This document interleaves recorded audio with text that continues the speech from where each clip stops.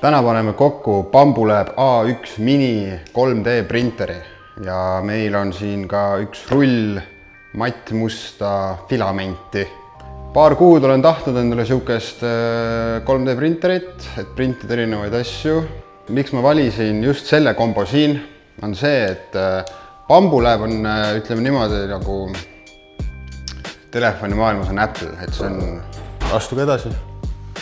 Meie videograafi jõudis. Kes aitab filmida, siis tema on Jaana. Aitab filmida, kuidas ma seda kokku panen. Aga miks ma selle valisin, on sellepärast, et Bambulab on ju nagu telefonimaailma Apple, et seda on hästi lihtne kasutada, igaüks saab hakkama ja miks ma peaks enda elu raskeks tegema ja midagi muud võtma. Lisaks sellele on see ka kõige odavam variant. Kõige väiksem Bambulabi printer ja kõige odavam. Selle hind siis oli 220 eurot kõik kokku. Selle vlogi filmime ju tegelikult täna Sony FX3 peal, mis on siis Sony täiskaader Cinema line-up kaamera. Minu uus kaamera. Nii et vaadake, kuidas on. Igatahes, siin on mul ka väike tööriist abiks, mille nimi on ju Leatherman, mis Jaana mulle kinkis sünnipäevaks. Lalalala.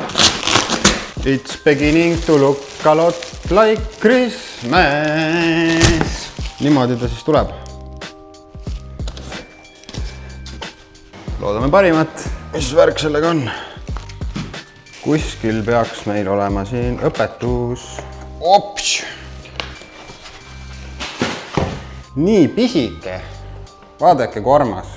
Me saime isegi natukene filamenti siin kaasa tasuta. Filament on siis materjal, millest stuffi tehakse. Bambulab Quick Guide. Start, Quick Start. Ja mulle meeldib, kui tootjad lisavad väikseid kleepse kaasa. Vaadake, kui ilusad. Me peame hakkama tööd tegema. Me teeme seda, timelapsi. Või ei tee? Teeme timelapsi. Teeme jah.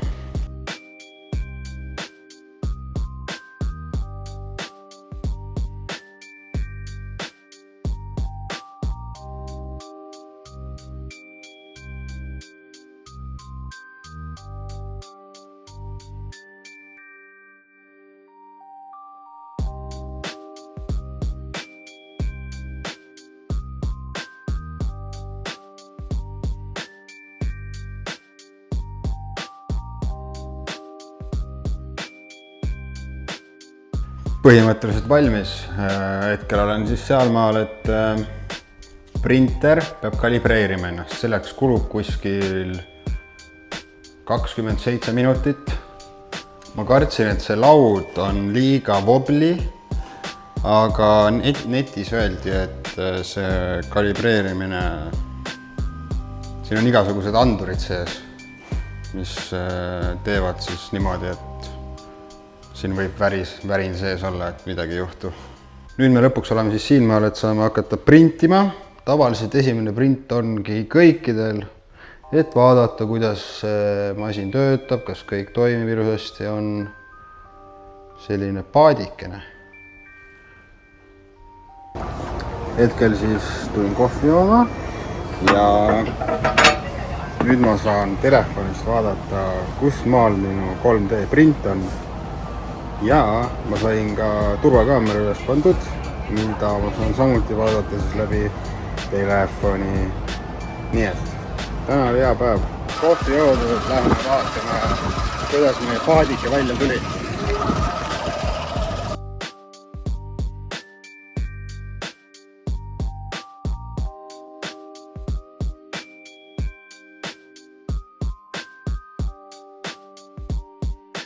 No aga palun väga.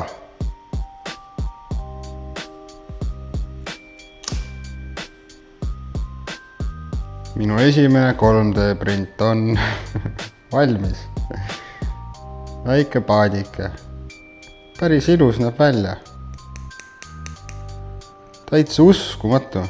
täitsa crazy, ma ütlen. Ma arvan, et võib rahule jääda. Eelmisest klipist on siis möödas paar nädalat ja ma näitan siis teile, mis ma vahepeal veel printinud olen.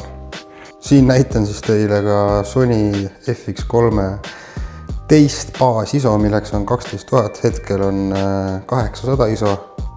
Ühe nupuvõetusega on see 12 000 ja nagu näete, siis päris noise free on see. Samas siin näeme ka esimest asja, mis ma printisin, no peaaegu esimest. Selle nimi on siis prügikast. Siia sisse siis tekib puup filamendi ülejäägid. Järgmine asi on see siin, see kate.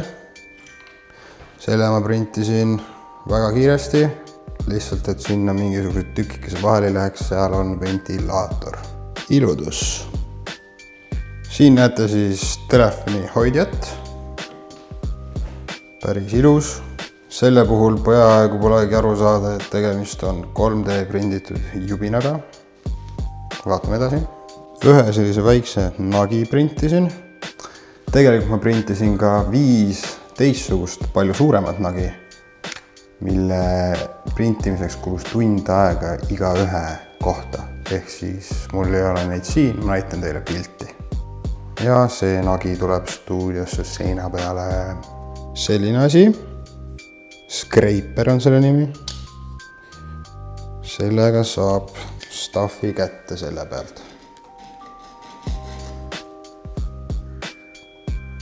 Ja siin on siis ülejäänud siuke pudi-padi, mis ma olen printinud. Siin on siis jällegi tegemist ühe vajaliku asjaga, või noh, kui vajaliku, aga tore on, kui kõik varupatareid on ühe koha peal koos. A suurus, AAA. Ma ei tea, kuidas seda kutsutakse, aga nende jaoks on ka 4 kohta. Väga ilus mudel. Selle printimiseks läks minu arust alla 4 tunni midagi. Nüüd ma näitan teile ühte lahedat asja, mis ma just täna printisin. Selle nimi on ju DJI. Halloo, fokusseeri. Selle nimi on DJI Mic Handle. Ehk siis, mis see teeb? See on mikrofon. Ja see on mikrofon koos handliga. Väga vajalik. Aga sellega lõpetamegi. Tänks, et vaatasite ja näeme teid järgmises episoodis. Ja kirjutage alla kommentaaridesse, mis oleks päris lahe asi, mida printida. Tšau!